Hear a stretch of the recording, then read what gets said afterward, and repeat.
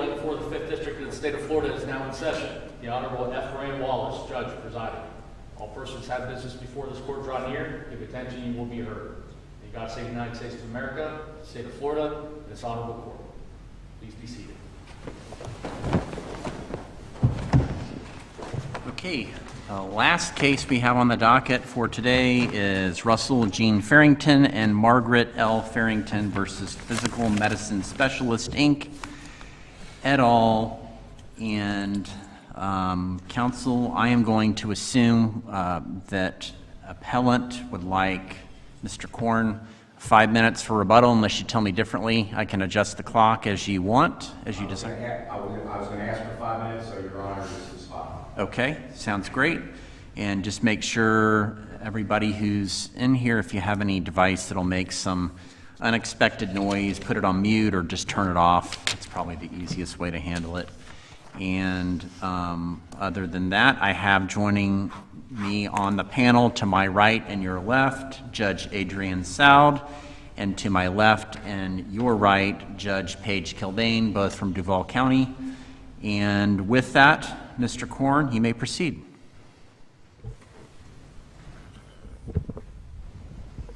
Thank you, Your Honor. May it please the Court, I'm Michael Korn of Korn & Ziemer, along with Kevin Jacob and Tom Brown. We represent the appellants, Mr. and Mrs. Farrington. This case comes to the Court on 2 summary judgments entered by the trial court.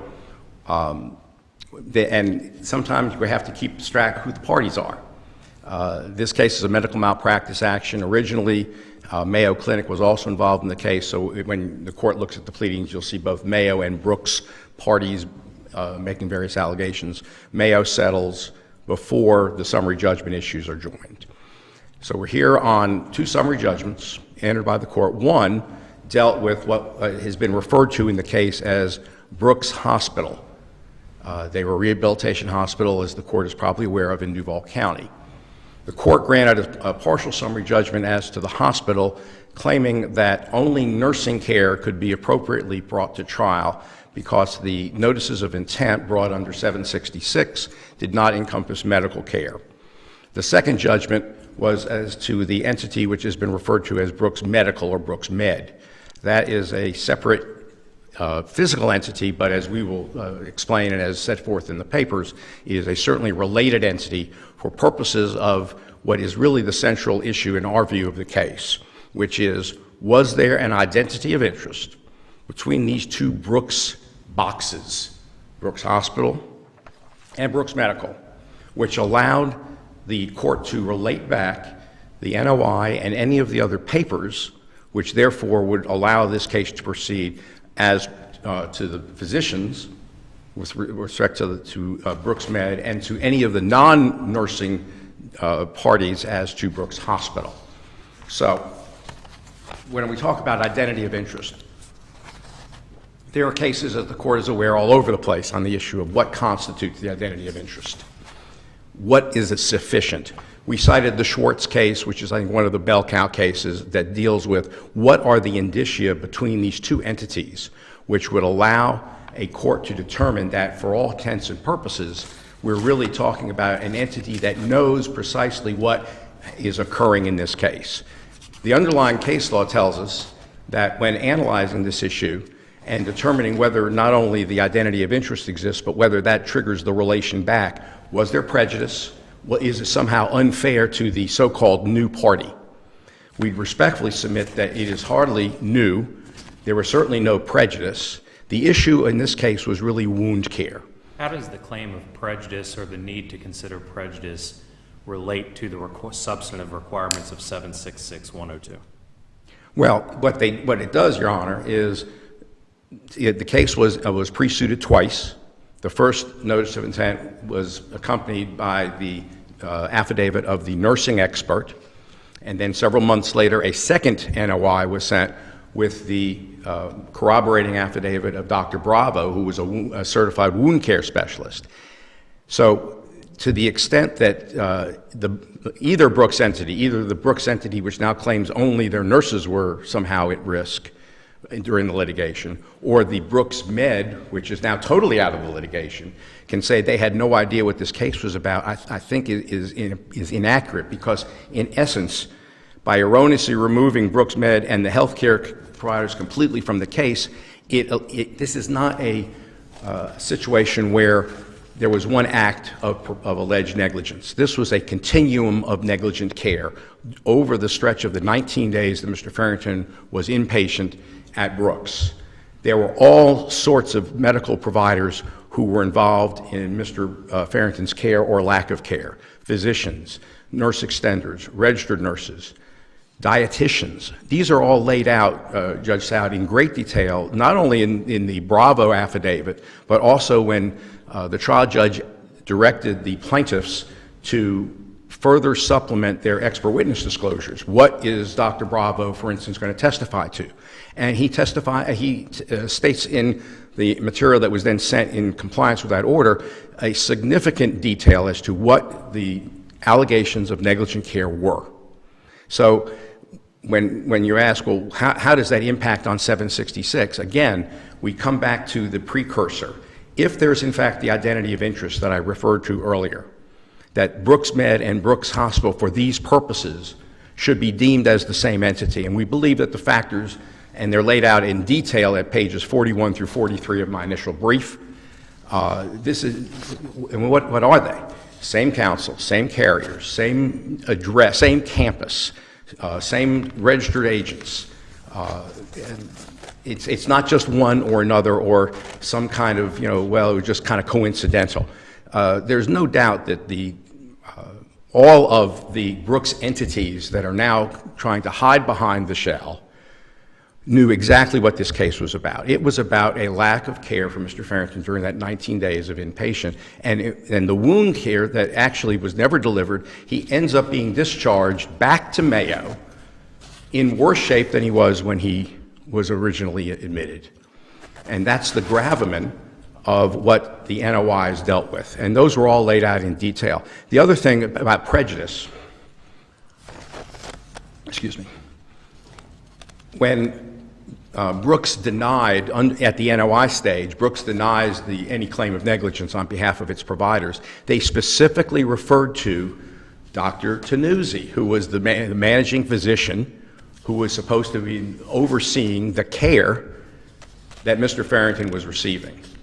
So it's a little bit hard to understand how Brooks can then come in at 2 years later and say, well, this is a new party, new claims. We had no idea about this. They knew all along that the issue was wound care.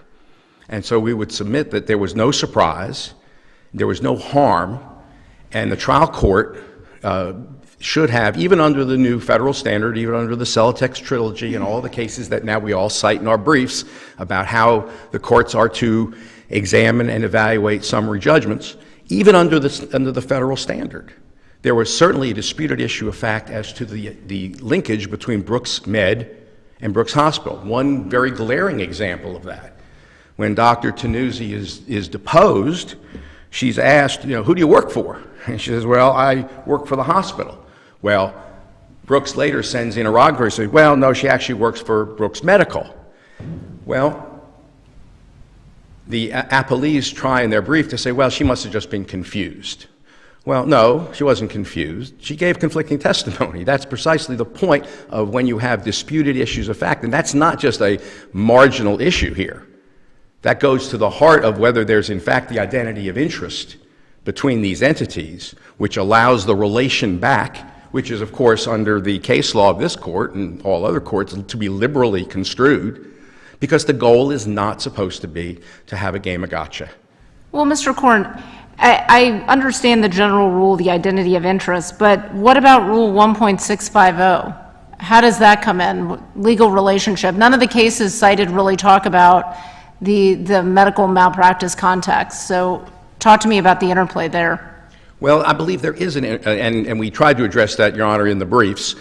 To the extent I can amplify on that, we did talk about 1.650, specifically B1, and the legal relationship between the parties. And here you have, in essence, you may have two separate groups, two separate registrations, and there was Sunbiz documentation that was introduced at trial. But when they are at the same address with the same registered agent and they are the same parties. They have interlocking directors. They're on the same campus. There's nothing that distinguishes when somebody walks through the facility. There are no name badges that say, hey, I'm here for Brooks Med or I'm here for Brooks Health. Those are all kind of one interrelated whole. And so I would suggest to Your Honor that the legal relationship that sub B1 suggests there has been met in this case, certainly for purposes of determining whether summary judgment ought to have been granted. Because, as I said, there are, if Brooks wants to determine, in fact, whether they're really not, that Med really doesn't have anything to do with hospital, well, they can prove that at trial. But there are disputed fact issues right now, certainly sufficient to have prevented the entry of a summary judgment for either of the entities, either as to the physicians, as to the hospital, or any of the entities as to medical. Okay, and with respect to the physicians, I mean, do you dispute that you were notified pre-suit that they didn't work for hospital, that they worked for the other entity? I cannot say that with assurance. I know that there were some comments about that, but Your Honor, the point of it is whether that is disclosed or stated or advocated or not, you still can't get around the issue of these two entities that basically work in tandem and feed off of each other with, like I say, same counsel, same carriers, same database that they use when treating patients. In fact, Dr. Tannuzzi was asked at one point about, what do you do? Well, I organize and coordinate all of the care team. Well, what is the care team? Is the care team, this person that's wearing a Brooks Health medical hat on or the Brooks Hospital hat on? It's unclear. And if it's unclear, we would suggest that that is what the disputed issue of fact should be allowed to be brought to trial and to reinstate the case so as to allow them to do just that. And did you allege below that they had a legal relationship, or it seems like you're sort of conflating the identity of interest and the legal relationship ideas from the two different rules, but did you allege either of those two things with respect to the Brooks Hospital and Brooks group, medical group? I believe that it was asserted that was the whole purpose of the amended complaint, Your Honor. And many of the allegations that were contained in the answer brief before this court were really more pleadings issues than they were facts or claims that there were undisputed facts at the summary judgment stage. So to the extent that either of the Brooks defendants attempted to show that, well, we shouldn't be able to have this amended complaint come at us at the last minute, the trial court denied that. And the trial court did at least identify that the identity of interest was the central issue in the case. And in the order that was entered, which denied the motions for summary judgment by Brooks Med and Brooks Health, it said, well, let's have a more robust or more fleshed out evidentiary record on what in fact are the indicia between these two, Brooks Medical and Brooks Health. So the type of things that I think Your Honor is addressing are really more pleadings issues that would go to the motion to dismiss stage. We're past that. The court denied the motion to dismiss, allowed the complaint to proceed on. It was just now to the summary judgment. And although the court was partially right in recognizing that the identity of interest was a central issue that would be dispositive, we submit that the trial court didn't get it right when determining that there was no identity of interest. And ironically, if you read the two orders, there's very little, if any, discussion about whether they be the Schwartz factors or any of the identity of interest. Simply, one of the orders just says nursing care is not medical care. Okay, well, that's, interesting statement. But remember... That's true, you would concede. Well, nurses are registered differently than physicians, but in this case, Your Honor, we have a different type of treatment plan. We have wound care, which is, I would argue to be, whether it's practice creep or interdisciplinary, you have a whole host of different professionals with different skill sets that are supposed to be working together in a continuity fashion to serve the patient. So it's not just, the physician, the orthopedic, did something bad to somebody's hip. It's a simple, identifiable, discrete action. A nursing expert could not provide an affidavit for a notice of intent to initiate litigation to a physician or his office. You concede that? That would be true. Of course, in the supplemental authority that we brought to the court just last week, a case out of the Fourth seems to be suggesting that what was sort of a kind of hard and fast set of cases that talked about credentialing for purposes of giving an opinion with the 766 notice is somewhat now in flux. But Your Honor is correct, but in this case it's irrelevant because we have Dr. Bravo, certified wound care specialist, who goes into detail, talks about the lack of care at Brooks. And the irony is, I say, you come back to Your Honor's question from a few minutes ago.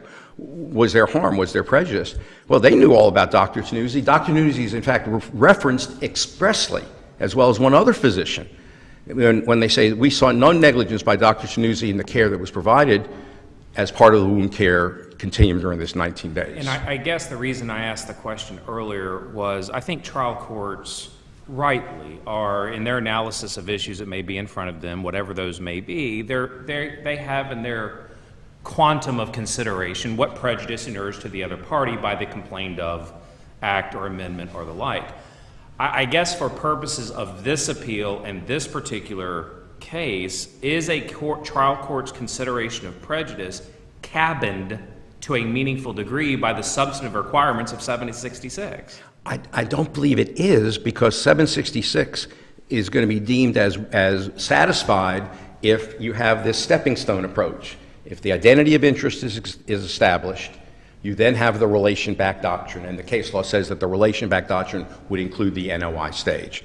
I see I'm into my rebuttal, so I'll sit down and await my next opportunity. Thank you, Your Honor.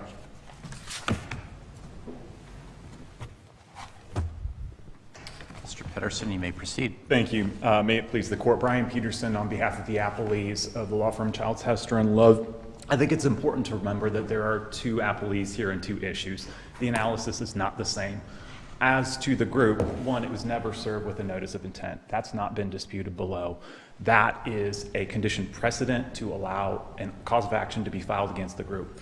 And we know there's no dispute that that wasn't done in this case. That is a substantive requirement of law. The group has a substantive right to receive that notice. And the plain language of Rule 1.650 confirms that that is the rule that controls whether notice could be imputed from the hospital to the group. We know in this particular instance that there is a robust body of law that discusses what legal relationship means for the purposes of Rule 1.650. That's cited extensively in my brief. I don't know that we need to review every one of those cases, but generally we're looking at circumstances where there's vicarious liability of one party for another.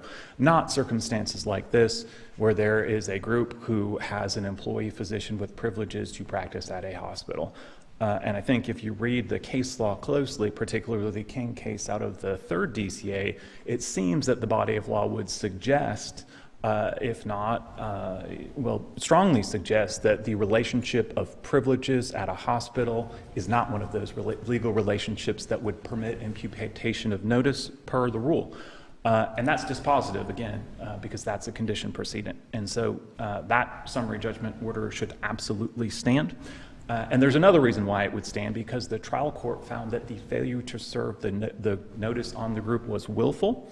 That is a separate grounds that would warrant affirmance in this case, because the case law is clear that a willful failure to comply can also result in dismissal and could be dispositive, and the trial court found that. And the appellants have not suggested that there's any evidence to the contrary, and our record doesn't contain any evidence to the contrary. I want to talk a little bit about Dr. Tannuzzi's testimony, because I think it's important to put that in context here. And that's on page 1604 of the record. So mind you, to be clear, per our record, the answers to interrogatories which confirmed to the appellants that Dr. Tannuzzi was employed by the group and not the hospital, those were served about 2 months before she was deposed. She was deposed in September. The verified answers were served in July, so appellants had that information available to them. And in fact, that may be why they asked her, who is physical medicine specialist? Let me read a little bit of the testimony that my opponent discussed. And it's on page 1604 of the record, and since it's a condensed transcript, it starts at page 8, line 12. the question is, all right, would you please take us through maybe number one, where are you employed now? And her answer is Brooks Rehabilitation Hospital. Physicians with privileges work at the hospital. That does not indicate that there is an employer-employee relationship. Just like I'm here working at the 5th DCA right now, that doesn't mean I'm your employee. That's not enough. And next, the question is, all right, are you actually an employee of Brooks? Doesn't clarify, are you an employee of the hospital? And we know, there's a footnote in my answer brief where I explain that both entities are called Brooks. Their fictitious names include Brooks. And the next question, the very next question is, what is Physical Medicine Specialist, Inc.? And then the witness clarifies, I don't understand the question. And so next, counsel goes on, are you familiar with an entity by the name of Physician Medicine Specialist at 3901 University Boulevard South? And her answer, that's where our clinic is, so I couldn't be certain, but I'm presuming that must be sort of the name they have us under. All right, when you say they, who are you referring to? So you have a witness who's asked an imprecise question, never clarifies what is meant by Brooks. The questioning counsel, which is counsel for the appellants, doesn't ask her to clarify. And he is and for good reason, because he's already in possession of the answers to interrogatories, which confirm she is employed by Physical Medicine Specialist. Now, appellants go on to talk about a host of other discussions she has throughout the deposition in reference to, quote, Brooks, and seems to suggest that the witness had some obligation to clarify. Mind you, when this deposition was taken, the group was not a defendant in the lawsuit, and the only pled claims were claims for nursing conduct. I've identified those in the brief. I think the record is crystal clear. The allegations are nursing owed a duty of care, nursing violated the standard of care, and here's how they did it. And so we have a witness who, if we interpret that testimony in the light most favorable to the appellants, which we are required to do on summary judgment, we can conclude that the witness is unsure as to the specific identity of the business organization that employed her, but we also at the same time have evidence in the record, verified answers to interrogatories identifying that employer. It certainly was not counsel for hospital's obligation to clarify that. She had already done so 2 months earlier by serving interrogatories. And so the trial court was absolutely correct in entering summary judgment for group. And next, I'd like to talk a little bit about the claims against the hospital, because there's some important points that we need to discuss. So again, it's important to point out the identity of interest exception, which is what appellants argued below. When does it apply? We have a clear body of case law that's actually relied on by appellants that says that case law applies when there has been a mistake and the defendant or the new party has reason to know that the plaintiff has made a mistake and identified the wrong party. The cases go through all sorts of different iterations of factors that might allow a court to reach that determination, but the important point is it doesn't apply unless it's a case of mistaken identity. Our record is crystal clear. This was absolutely not a case of mistaken identity. Counsel for the hospital put appellants on notice repeatedly that this physician, Dr. Tannuzzi, was not an employee of the hospital, and here is her employer. Counsel knew that years before they ever made any effort to assert new claims for physician conduct. Judge Saudi asked a question about physician claims versus nursing claims. Those are separate and distinct. Physician claims require an expert to specialize in the same specialty as the physician. Nursing claims, you can get away with a physician or a nurse, but a nurse would not be competent to give testimony on the standard of care for a physician.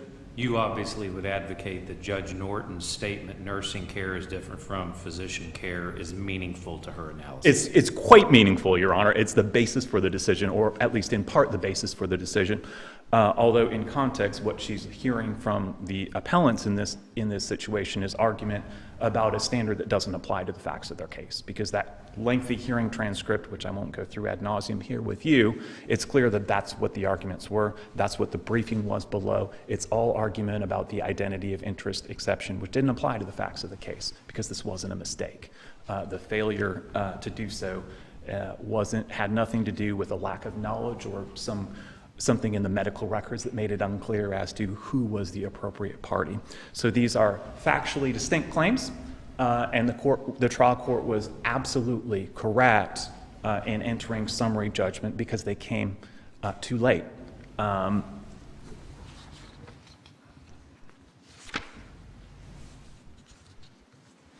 I want to talk a little bit about one of the cases that may not at first glance seem particularly apropos, but I think when we think about it in determining whether these claims were factually distinct, it is important. That's the Lefebvre versus James case, which is identified in the answer brief. It's 697 Southern 2nd, 918, 920. It's not a medical malpractice case. It's the case about pig feed. And what's interesting in that case is that was a determination where the trial court was correct in making a determination that a shift in theories, even though emanating from the same general factual situation, the same business transaction, did not relate back for the purposes of Rule 1.190. The distinction was, and I'm paraphrasing here, but the question was, does a shift in theory from negligence in creating a pig feed that doesn't have the nutrients necessary to give sustenance to livestock, may the party shift their theory to then allege that there was negligence in delivering the wrong product? And the answer was no. And the distinction is an important one. Was there negligence in the design of the feed on the front end, or was the negligence in delivering the wrong product on the back end?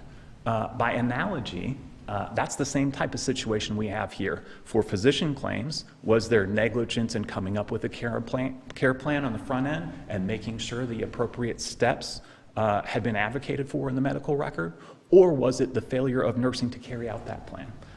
Those are factually distinct claims, even though they involve the same general transaction, and that's why the trial court was right in this situation as to the summary judgment for the hospital on these new factually distinct claims, even though they arose from the same general factual situation. A couple of additional points to make. I think there's an argument from the appellants which would suggest that somehow the allegations in their notice of intent or their claims should affect the identity of interest in this case and might allow relation back. I just want to make it clear for the record that argument's been raised and rejected by the 5th DCA in Rayner versus Aircraft Spruce Advantage, 38 Southern 3rd, 817, case from 2010. They explained in a footnote that notice that the plaintiff has sued the wrong entity doesn't depend on a claim. A claim does not establish notice. It's what are the allegations in the complaint. And the allegations in this complaint were crystal clear, at least the initial complaint. This is a nursing case, and that wasn't in dispute. My opponent talked about a recent case that he had identified in a notice of supplemental authority. That was and I want to just be clear that, and seemed to, I thought I heard him suggest that was an indication that the courts were loosening the standard for expert testimony under 766. It's not a 766 case.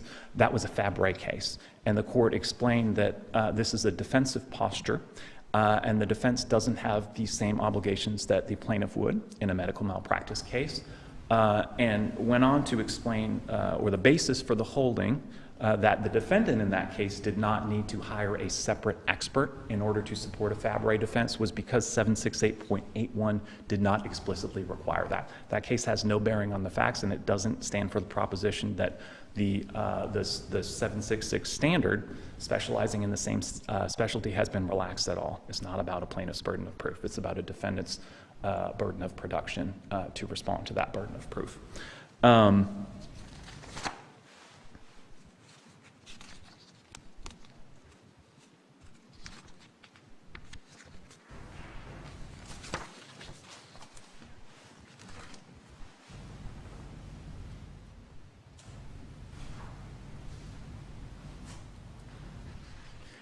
Unless there are questions, I don't know that there's anything more that I can add that's not already been identified in the papers. The trial court was absolutely right on both of these summary judgments, and both should be affirmed. Thank you, Your Honors.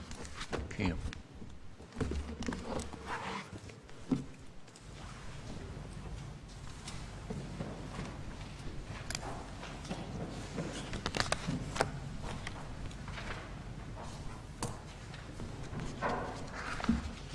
you have about 4.5 minutes. Thank you, Your Honor. We weren't suggesting that Guzman was a 766 case, but we were suggesting that the idea that what's a qualifying expert, whether it's under Fabre standards or under 766, is at least somewhat in flux. But that's really not what this case is going to stand or fall on. Counsel suggests that the only time you can assert the identity of interest defenses if there's somehow a mistake.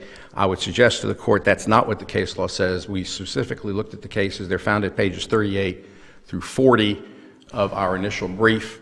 And it's not just that somebody said, I thought I was suing ABC Inc. and it was ABC LLC. Under these circumstances, it is really difficult to get a sense of which Brooks hat is which party wearing at that moment in time. Counsel suggests that Dr. Tannuzzi was somehow confused, and they had no obligation, the Brooks parties, had no obligation to clarify Dr. Tannuzzi's confusion. Well, confusion is what is called, I thought, disputed issues of fact. And even under the federal standard, a determination that the head of the caregiving team for wound care, because they didn't have a separate wound care specialist, but Dr. Tannuzzi was it. She was in charge of the care for Mr. Farrington. To say that, well, we're not really sure what she was doing, that we somehow knew that she was really working for the hospital and not for the medical group or vice versa, that is, again, a disputed fact issue. And that's what the court ought not to have taken away when rejecting the identity of interest.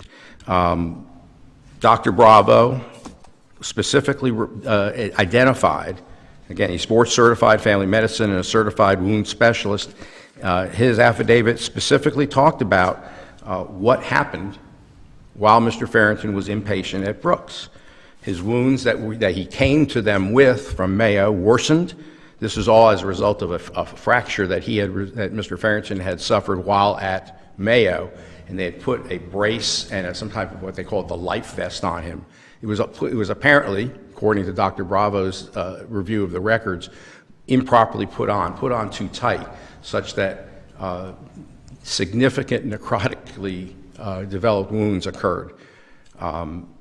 To say that, and kind of addressing what Judge Sowd had asked before, this is not a situation where somebody this is a bad leg off case, or I didn't prescribe this medicine and the patient had a bad outcome. Here, the problem was that under the 19 days of care, Mr. Farrington was not cared for properly. And when counsel says, well, it's only a mistake about who was actually providing that care during that continuum, we suggest that's not what the case law provides. He refers to this Lefevre case about the animal feed. I would suggest that I don't believe that has any real bearing on this case. This wasn't a change in theory, and that's why I say if you go back to what Bravo says in his affidavit, and it's found at page 317 of the record. There was no change in the theory. The theory was this man got inadequate, negligent, harmful wound care or lack of wound care. It didn't somehow change, say, oh, and by the way, he also got pneumonia, or oh, by the way, he developed some other condition. This was the same problem that this gentleman had through the entire hospitalization stay at Brooks. So there was no change in theory. There was no somehow surprise to any of the Brooks entities. This was a consistent complaint, and we would suggest that the court should not have allowed the hospital to only have their nurses at risk, and the court should not have allowed Brooks Medical to escape liability in its entirety. We would respectfully submit that the court reverse both of the summary judgment orders, and I appreciate the court's time today. Thank you for your arguments. Case was well argued, and we stand in recess. All rise.